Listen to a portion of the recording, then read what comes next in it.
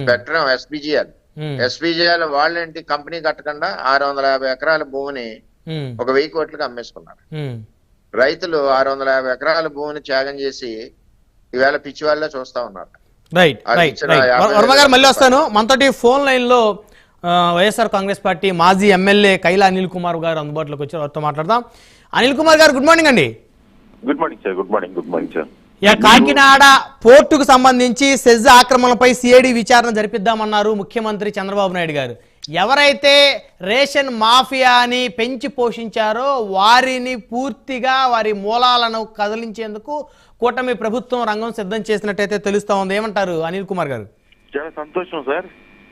ఎందుకంటే ప్రజలకి అందాల్సినటువంటి బియ్యం తీసుకెళ్లి ఎక్స్పోర్ట్ పేరుతో కోట్లు దోపిడీ చేయటం అనేది అది చాలా తప్పు. అందరూ కూడా సమాజంలో ఖండిస్తారు. అది చాలా మంచి పని అనేది మేము కూడా చెప్తాం. కానీ దాని మూలాలు అన్ని కూడా వెతికి ఎక్కడి నుంచి ఎవరు ఇందులో ఉన్నారు, ఎవరు ఎప్పటి నుంచి ఈ కార్యక్రమం చేస్తా ఉన్నారు, ఇవన్నీ కూడా సమగ్రంగా విచారణ చేస్తే చాలా సంతోషిస్తాం. కానీ ఏదో ఒక డైవర్షన్, నాకైతే డైవర్షన్ పాలిటిక్స్ లాగానే అనిపిస్తా ఉంది.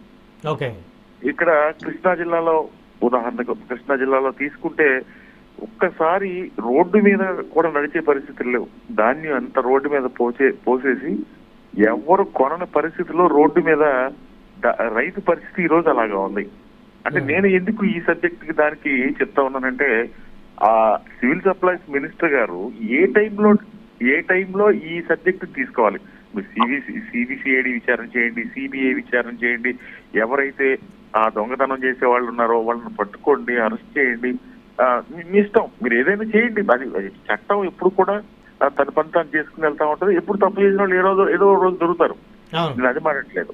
రైతు ఈ రోజు పరిస్థితి ఎట్లా ఉందంటే 1300, 1400 అంటే 2300 అంటే కింటాలకి 2300కి మద్దతు ధర ఉంటే ఈరోజు 75 కేజీలు బస్తాని దాదాపుగా 1300 కొంటున్నారండి.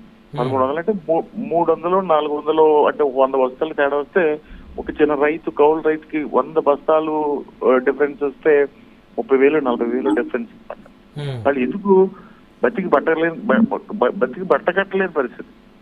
రైస్ మిల్లర్స్ 1200, ఈ రోజు నిన్న 1200 కూడా కొన్నారు. నేను అనేది ఏంటంటే ఈ రైతుల విషయాన్ని డైవర్ట్ చేయడానికి ఈ విధంగా అన్ని చేస్తా ఉన్నారు. మీరు చేయండి, సిబిసిఐడి విచారణ చేయండి, పోర్టులో అవన్నీ కూడా అందరూ కూడా మేము అందరం హర్షిస్తాం. సమాజం పట్ల బాధ్యత ఉన్న ప్రతి ఒక్కరు కూడా హర్షిస్తారు. కానీ రైతులను ఆదుకోండి. మీరు ఇది డైవర్ట్ చేయడానికి ఈ విధంగా ఈ పాలిటిక్స్ చేయడం కరెక్ట్ కాదనేది నా ఉద్దేశం. అంటే ఇప్పుడు జరుగుతున్నటువంటి ఏదైతే రేషన్ మాఫియా అక్రమాలు జరుగుతామని అక్రమంగా రైస్ అమ్ముకుంటారో దాని మీద ఉప ముఖ్యమంత్రి పౌర సరఫరా శాఖ మంత్రి వెళ్ళి షిప్ని సీజ్ చేస్తే ఇంకొక షిప్ని ఎందుకు చెక్ చేయలేదు, కెన్స్టార్ అనే షిప్ని అని చెప్పేసి అందులో పయ్యావుల కేశవ్ గారికి సంబంధించినటువంటి ఆయన కుటుంబీకులైన వియ్యంకుడికి సంబంధించినటువంటి రేషన్ ఉందని చెప్పేసి వైసీపీ మీ పార్టీకి చెందిన మాజీ మంత్రులు మీరు డైవర్షన్ పాలిటిక్స్ చేస్తున్నారని చెప్పేసి టీడీపీ, జనసేన, బీజేపీ ఎమ్మెల్యేలు అంటూ ఉన్నారు. డైవర్షన్ పాలిటిక్స్ చేయడానికి మీరు అధికారంలో ఉన్నారు, మీరు షిప్ సీజ్ చేయండి. మరి ఎందుకు చేయలేదో రెండో షిప్ అది మీకే తెలియాలి. మీరు పాలకుల ప్లేస్ లో ఉన్నారు, మేము ప్రతిపక్షం ప్లేస్ లో ఉన్నాం. మేము డైవర్షన్ పాలిటిక్స్ చేయడానికి అవకాశం ఉంటుందా? అధికార పార్టీలో ఉన్నటువంటి కూటమి ప్రభుత్వానికి డైవర్ట్ పాలిటిక్స్ చేయడానికి అవకాశం ఉంటుందో ఒకసారి ఆలోచించేయండి. ఎవరి కావాలి డైరెక్షన్ అంటే నేను డైవర్షన్ అని, లేదు మనకి కూటమి ప్రభుత్వం వాళ్ళు డైవర్షన్ అని, అందరూ పాత్రదారులు ఇందులో ఎవరెవరు ఎప్పుడు ఎన్ని సంవత్సరాల నుంచి ఏమేం చేస్తా ఉన్నారో నిజంగా కూడా దర్యాప్తు చేస్తే అన్ని కూడా బయటకు వస్తాయి. డైవర్షన్ పాలిటిక్స్ చేయాల్సిన అవసరం వైఎస్ఆర్ కాంగ్రెస్ పార్టీకి లేదు. ఎందుకంటే మేము ఏ తప్పు చేయలేదు. మేము ప్రజలకి సంక్షేమ కార్యక్రమాలు అన్ని కూడా అందించాం. ఒకటే నేను అడుగుతా ఉన్నా, సివిల్ సప్లైస్ మినిస్టర్ గారు కానీ ఈ ప్రభుత్వం కానీ ఈ సీజన్ లో పండించిన ఒక్క బస్తా కన్నా మద్దతు ధర ఇవ్వగలిగారేమో ఒక్కసారి మీరు చెక్ చేయండి సార్, ఒక్క బస్తా కన్నా.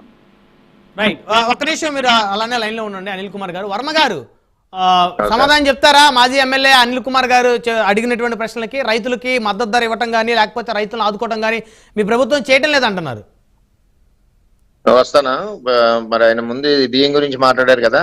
ఉమ్, బియ్యానికి సంబంధించి 5 సంవత్సరాలు అసలు ఏ విధమైన సిస్టమ్ లేకుండా, చెకింగ్ లేకుండా చేసుకున్న ప్రభుత్వం వాళ్ళది.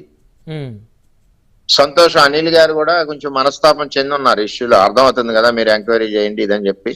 అంటే ఈ తప్పు యొక్క నిజంగా మార్పు ఆ నిజంగా పార్టీలో తప్పు వస్తే జరిగింటే ఎవరినైనా దొంగలను పట్టుకోవచ్చు, శిక్షించవచ్చు, తప్పులేదు అంటున్నారు. అటువంటిది కూడా వాళ్ళు అనట్లేదు. మన ఈ 1 అవర్ రాంబాబులు ఇల్లుండి. సరే, సంతోషం, ఆయనకు ధన్యవాదాలు తెలియజేస్తున్నా. ధాన్యం గురించి చెప్తున్నా. ధాన్యం గురించి ఈవేళ ఎంఎస్పి రేట్కి ఈవేళ ఆంధ్రప్రదేశ్ రాష్ట్రం ఫ్రీ హ్యాండ్ చేసింది. ఒక పక్కన రైస్ మిల్లర్స్ కొంటున్నారు, ఒక పక్కన ఆర్బీకే కొంటుంది, ఒక పక్కన కంట్రోల్లో ఉంటుంది ఎంఆర్ఓ వీళ్ళందరూ. ఈవేళ నేను ఆయన సూటిగా అడుగుతున్నాను, కృష్ణా జిల్లాలో ఎక్కడ ప్రాబ్లం ఉందో రోడ్ల మీద పెట్టుకుంటారు ధాన్యం రైతులు. మీరు కేసులు పెట్టేవారు, మేము ఈవేళ ఫ్రీ ఇచ్చాం. ధాన్యం ఆరబెట్టుకోవడానికి రైతులు రోడ్ల మీద ఆరబెట్టుకుంటారు. వేళ ఎంఎస్పి రేట్ కొంటున్నాం ఎక్కడ చూసినా. నేనేమన్నా అంటే కృష్ణా జిల్లాలో మీకు ఎక్కడ కొనట్లేదు, 1 అవర్ లో మీ దగ్గరికి నేను ఛాలెంజ్ ఇస్తున్నాను. కలెక్టర్, జాయింట్ కలెక్టర్ వచ్చి మీకు ఎంఎస్పి రేటు కొనకపోతే నన్ను ఏమన్నా ఈ డిబేట్ ద్వారా నేను ఒప్పుకుంటాను. నాకు అక్కడ రైతు పేరు ఇదే ఇవ్వండి, 1 అవర్ లో అక్కడ కలెక్టర్ పంపుతాడు. అది కూటమి ప్రభుత్వం యొక్క అడ్మినిస్ట్రేషన్. ఈవేళ రైతుకి ఎక్కడికెక్కడ టోల్ ఫ్రీ నెంబర్ ఇచ్చారు. ఎక్కడ ప్రాబ్లం వచ్చినా జేసీ పర్యటనకు వెళ్తున్నాడు మా జిల్లాల్లో, అలాగే మిగిలిన జిల్లాల్లో కూడా. నేను ఒకటి సూటిగా ఆయన ప్రశ్న అడుగుతున్నా, రైతుల గురించి చాలా బాధపడుతున్నారు. సంతోషం, మీరు ధాన్యం కొనే ఎన్ని సంవత్సరాలకు ఇచ్చారండి డబ్బులు? రైతులకి అసలు ధాన్యం కొన్నారా? ధాన్యం పర్సంటేజ్ తీసుకోండి. మీరున్నప్పుడు అసలు వేరే హౌసెస్ లో మీరు ధాన్యం వేసారా? ఎన్ని వేరే హౌసెస్ ఖాళీ ఉన్నాయి? ఇప్పుడు అన్ని వేరే హౌసెస్ ఇప్పుడు దగ్గర 9వ తారీఖు 10వ తారీఖు నుంచి నోటీసులు వచ్చినాయి, అందరికి లెటర్లు వచ్చినాయి. రెడీ చేయండి గుడౌన్స్ అని చెప్పి, ఫాగింగ్ అన్ని మొత్తం క్లీనింగ్ ఇవన్నీ చేసుకున్నాను. అంటే ఇక్కడ ప్రభుత్వం నిజాయితీగా ఉంది, అక్కడ నటించింది. మేము కొంటున్నాం అన్నారు కానీ కొనలేదు. ఇవాళ నిజాయితీగా కొంటున్నారు, ఎంఎస్పి కొంటున్నారు, ఫ్రీ చేశాను. ఇది వరకు ధాన్యం కొంటారా కొనరా? ఇక్కడ పిఠాపురాన్ని ఉన్న ధాన్యాన్ని తీసుకెళ్ళాము, పెద్దాపురం రైస్ మిల్కి రాసేవారు. పెద్దాపురం ధాన్యాన్ని తీసుకెళ్ళాము, రాజమండ్రి రైస్ మిల్కి రాసేవారు. అక్కడికి వెళ్ళాక ఆడు తేమ శాతం ఈ శాతం అని చెప్పి ఒక 5 కేజీలు 4 కేజీలు ఆడు కొట్టేసేవాడు. ఇన్ని రకాలుగా స్కామ్ జరిగింది. ట్రాన్స్పోర్ట్ ఛార్జెస్, పట్టుబడి ఛార్జెస్ అంటారు తెలుగులో ఇక్కడ రైతులు. పట్టుబడి ఛార్జెస్ కూడా వీళ్ళు దోశారు. ఎక్కడ ₹1 రాష్ట్ర వ్యాప్తంగా లేదు, కోట్ల రూపాయలు కుంభకోణం అది. ఈవేళ నువ్వు 2 సంవత్సరాలకి ఇచ్చేవాడు, రెండో పంట పంటగా మళ్ళీ అప్పు చేసేవాడు. రైతు సర్వనాశనం అయిపోయింది వైఎస్ఆర్సీపీ గవర్నమెంట్ లో. వీళ్ళ ఎక్కడన్నా చూపించమనండి. ఆయన చెప్పిన చోట, నేను పిఠాపురం నుండి చెప్తున్నాను, నేను ఇప్పుడు 8:05 అవుతుంది, 10 గంటలకల్లా అక్కడ కృష్ణా జిల్లా రెవెన్యూ డిపార్ట్మెంట్ అక్కడికి వెళ్ళకపోతే నేనే ఫోన్ చేస్తాను కలెక్టర్కి. నేను సవాల్ విసురుతున్నాను, చెప్పమనండి. అనిల్ కుమార్ గారు, వర్మ గారు అడిగిన వాటికి ఏం చెప్తారు? అక్కడ నిజంగా రైతులకి అన్యాయం జరుగుతుంది, దాన్ని కొనకపోతే ఎవరో వాళ్ళ లిస్ట్ నాకు ఇవ్వమంటున్నారు. ఇప్పుడు వర్మ గారు అంటే మాజీ ఎమ్మెల్యే, పిఠాపురం మాజీ ఎమ్మెల్యే గారు అండి. అవును, చాలా సంతోషం. ఆయన చెప్తా ఉన్నారు, కృష్ణా జిల్లాలో పిఠాపురం నుంచి సవాలు విసిరితే ఇక్కడ గంటలో ధాన్యం కొంటారని చెప్పి చెప్తా ఉన్నారు. నిజంగా అది జరిగితే చాలా రైతులు సంతోషిస్తారు. ఎందుకంటే చెప్పండి,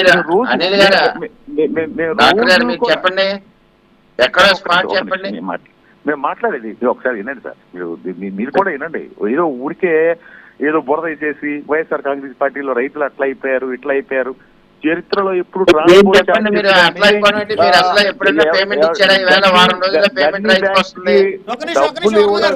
ఎప్పుడు కూడా జరిగింది వైఎస్ఆర్ కాంగ్రెస్ పార్టీ ప్రభుత్వంలోనే జరిగింది. ఏదో వైఎస్ఆర్ ఇప్పుడు ఎందుకు మీరు పని చేయలేదంటే గతంలో వాళ్ళు చేయలేదు కాబట్టి మీరు చేయలేదు. మీరు చెయ్యండి, మీరు చూపించండి, మీరు రైతుకి న్యాయం చేసి మీరు చాలా గొప్పలు అనిపించుకోండి. మీరు ప్రతిదానికి జగన్మోహన్ రెడ్డి గారు చేయలేదు, వైఎస్ఆర్ కాంగ్రెస్ పార్టీ చేయలేదు. పాపం వర్మ గారు కొంచెం ఫ్రస్ట్రేషన్ లో ఉన్నారు, వాస్తవం అందరూ తెలుసు ఈ రాష్ట్రం అందరికీ. ఆయన ఫ్రస్ట్రేషన్ తో మాట్లాడుతూ ఉన్నారు. వర్మ గారు ఆయన ఏం చేశారు ఈ రాష్ట్రం అందరికీ తెలుసు కదా. నేను అనేది ఒకటి, గబుక్కును బురదేసేయకూడదు ఒక మనిషి మీద, గబుక్కును బురదేసేయకూడదు. మీరు చేయండి. ఇక్కడ ఆయన పిఠాపురంలో నుంచి ఇక్కడ సవాల్ విసురుతున్నారట. ఇక్కడికి వచ్చి చూస్తే సవాల్ విసిరే కంటే ఆయన కూడా శాసనసభ్యుడిగా పనిచేశారు, ప్రజా నాయకుడికి ఒక్కసారి కృష్ణా జిల్లా రమ్మని నేను ఆహ్వానిస్తా ఉన్నా. 15 రోజులు ఒక్కొక్క కళ్ళం దగ్గర 15 రోజుల పాటు బియ్యం ధాన్యం రాసుల దగ్గర నుంచి ధాన్యం కదలట్లేదు. ముఖ్యంగా 1262 అనే ఒకటి ప్రభుత్వమే ఈ విత్తనాలు సప్లై చేశారు. అదైతే అసలు కొనే పని లేదు. అంటే 2 రోజులు ఈవేళ వాళ్ళ జిల్లాకు సంబంధించిన రైస్ మిల్లర్సే ఇక్కడికి వస్తా ఉన్నారు. ఈస్ట్ గోదావరి నుంచి వచ్చి ఒకరోజు చూస్తారు, ఓ రోజు 1400 అడుగుతారు. ఇక రైతు భరించలేక తెల్లారితే 1300కి ఇచ్చేస్తారులే అనే ఉద్దేశంతో ఇంకో 100 రూపాయలు తగ్గించే విధంగా రైతులతో గేమ్ ఆడుతూ ఉన్నారు. నేను వర్మ గారికి చెప్పేది ఏంటంటే రైతులకు న్యాయం చేయండి, ప్రతిదాన్ని కూడా డైవర్షన్ పాలిటిక్స్ చేయకండి. వైఎస్ఆర్ కాంగ్రెస్ పార్టీ ప్రభుత్వంలో 5 కిలోలు కట్ చేశారని చెప్తా ఉన్నారు. ఆ తేమ శాతం కొద్దీ అసలు ఇప్పుడు ఎన్ని కిలోలు కట్ చేస్తున్నారో ఒక్కసారి ర్యాండమ్ గా వర్మ గారో మీరో ఒకసారి ఆ రైస్ మిల్స్ దగ్గరికి ఒకసారి వెళ్ళి చూడండి. ఎక్కడన్నా కానీ రైతుకి కరెక్ట్ గా న్యాయం జరుగుతుందని నిజంగా మీరు ఒక్కసారి అది వెరిఫై చేసి చూసి చెప్పి ఇది చూపించండి. నిజంగా మేము కూడా మీతో ఏకీభవిస్తాం. కానీ ఈరోజు రైతు గ్రామ స్థాయిలో ఎంత ఇబ్బంది పడతా ఉన్నాడో అది ఎవరు కూడా రైతు బాగా తీర్చలేదు. దానికోసం కాకినాడ పోర్టు లేకపోతే ఇంకో పోర్టు ఇవన్నీ రకరకాలుగా ఏదో డైవర్షన్ చేసేసి ఏదో చేసేద్దామంటే అది కరెక్ట్ గా ప్రజలు అంతిమంగా ప్రజలు ముఖ్యమండి. ఆ ప్రజలు అనిల్ కుమార్ గారు మీ వైఎస్ఆర్ కాంగ్రెస్ పార్టీ మాజీ ఎమ్మెల్యే ద్వారంపూడి చంద్రశేఖర్ రెడ్డి గారి కనుసరణలో పెద్ద ఎత్తున కాకినాడ పోర్టులో అక్రమ రైస్ రవాణా జరిగింది అనేది ప్రధానంగా కూటమి నేతలు మాట్లాడుతున్న మాటలు. ఇక ఓపెన్ గా చెప్పాలండి, ఒకవేళ నేను పేపర్ చదువుతా ఉన్నాను, ఒకవేళ ద్వారంపూడి చంద్రశేఖర్ రెడ్డి గారికి లేకపోతే వాళ్ళకి వ్యాపారాలు ఆ నేపథ్యం కూడా నాకు సరిగ్గా తెలియదు. వాస్తవంగా వాళ్ళు ఆ వ్యాపారంలో ఉన్నారేమో నాకు తెలియదు. మీరు ఎంక్వైరీ చేయండి. ఒకవేళ నిజంగానే ఏదైనా ఇబ్బంది వస్తే మీరు శిక్షించండి, దాని గురించి కాదు. కానీ మీ ఫైనాన్స్ మినిస్టర్ గారు వియ్యంకుడు కూడా బియ్యం వ్యాపారం చేస్తా ఉన్నాడు కూటమి ప్రభుత్వంలో. అంటే ఎంతసేపు కూడా పప్పులు కూడా తగదలాగా ప్రవర్తిస్తే ఎట్లాగా?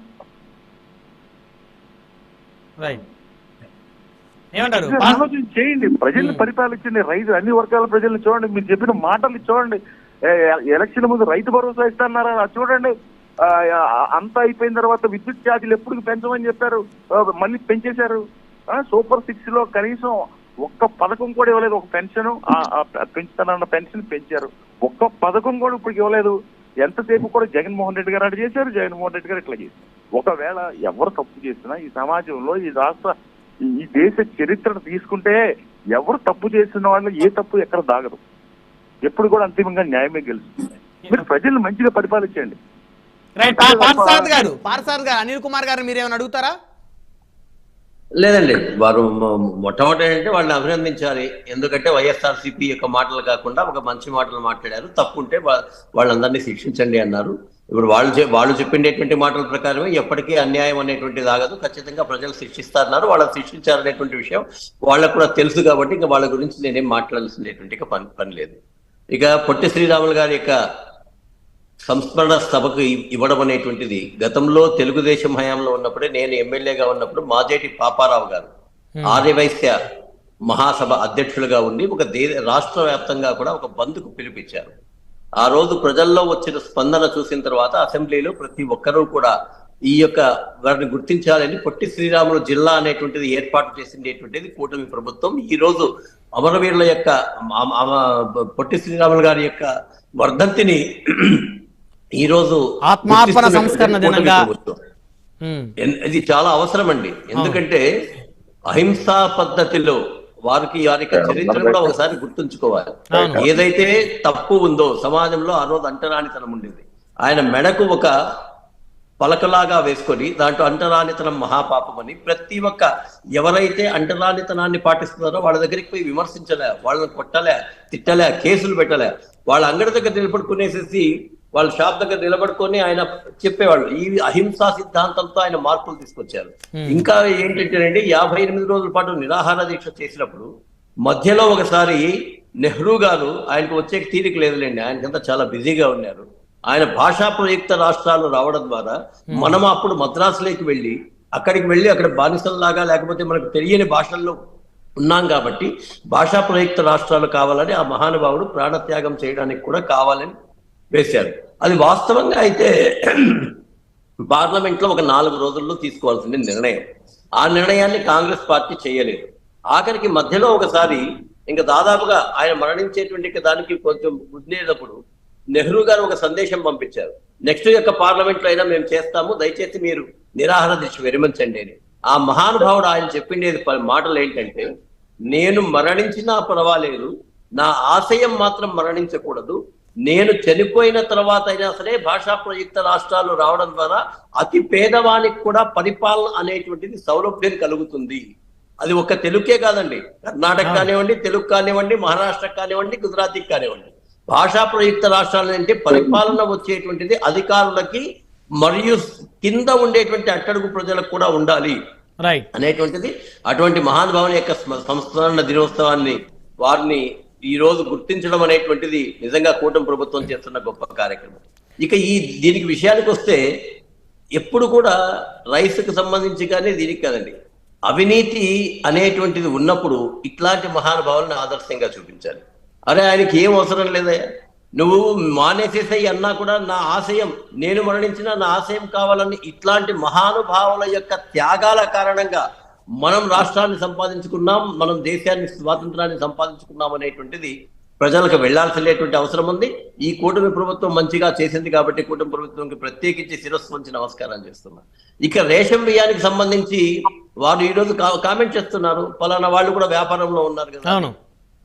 మా వ్యాపారంలో ఉండేటువంటి మాట వాస్తవమే, వ్యాపారంలో ఉండడం అనేటువంటి తప్పు కాదండి. కానీ ఆ వ్యాపారాన్ని అవినీతిగా అంటే చట్టాలకు వ్యతిరేకంగా సొంత లాభం కోసం ఉపయోగించుకోవడం అది అనేటువంటిది మంచిది కాదు. ఇంతవరకు వైఎస్ఆర్సీపీ చేసింది అదే కదా, మా ప్రాంతంలోనేనండి. ఎలా ఉండేదంటే వారు అన్నారు పోలీసు అనేటువంటిది లేదు అని, వాస్తవంగా పోలీస్ అనేది ఉంది, కాకపోతే ఆ పోలీస్ అనేటువంటిది